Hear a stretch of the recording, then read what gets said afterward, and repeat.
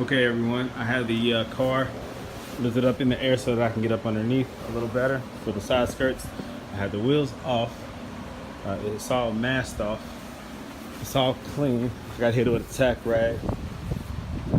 The humidity is not the best. It's not the best conditions right now with it being cloudy. See out here, kind of cloudy. It's been sprinkling early. It's supposed to be a break between now and 7 o'clock. Supposed to start thunderstorming again, so it's kind of windy out here, but I'm gonna go ahead and knock this out.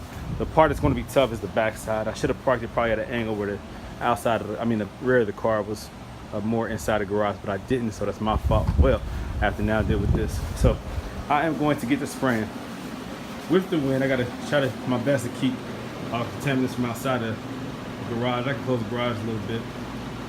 I just got to have access to the rear when I'm painting that. So this is where I'm at now. Okay, it's about to go down. All right, update soon.